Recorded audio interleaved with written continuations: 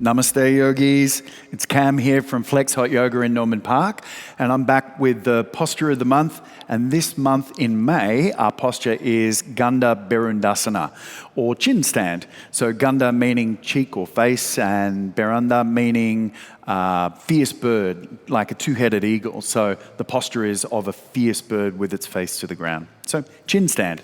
So to do that, we're going to need some base work that's feeling really strong. We're going to need a really good chaturanga, so beautifully aligned with the elbows stacking directly over the wrists and nice and strong in that pose. Being able to hold low plank for about 30 or 60 seconds.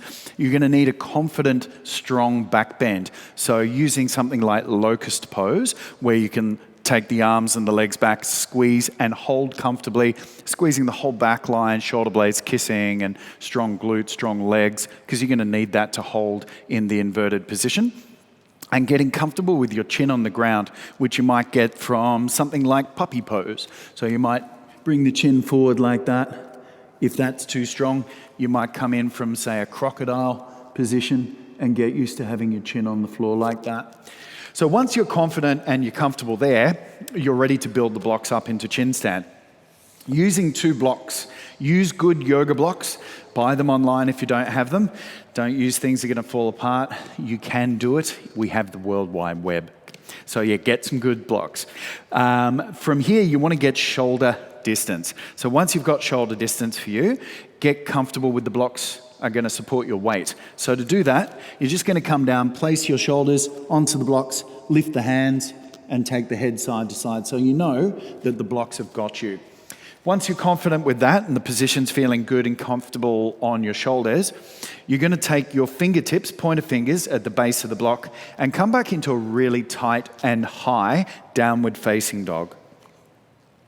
So from your downward dog, walk the feet in 1 or half a step and take your dominant leg up to the sky into a 3-legged dog.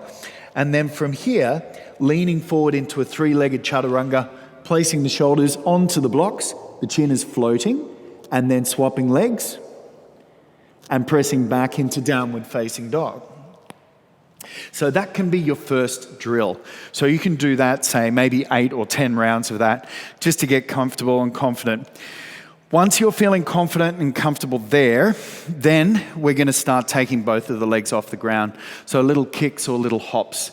So when you're coming forward, you're going to take your dominant leg high, and then you're going to kick the other leg up to match.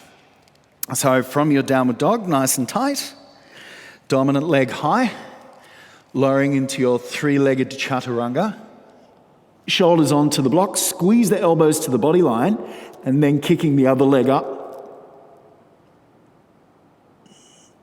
And coming back down. Take as many rests as you need. It's good, strong work. So using serratus, chest, shoulders, and the whole back line there. So even squeezing the thighs towards each other and switching on the glutes. Once you've got that, you can start taking your variations, and you can take the blocks away and you can add it into your play of your vinyasa.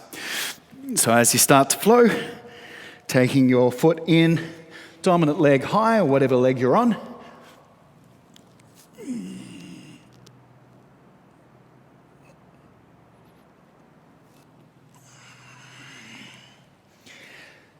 or any other variations that you want to take. So that's it for this month. Come back and check out the next posture of the month, and I'll be with you next time. Namaste.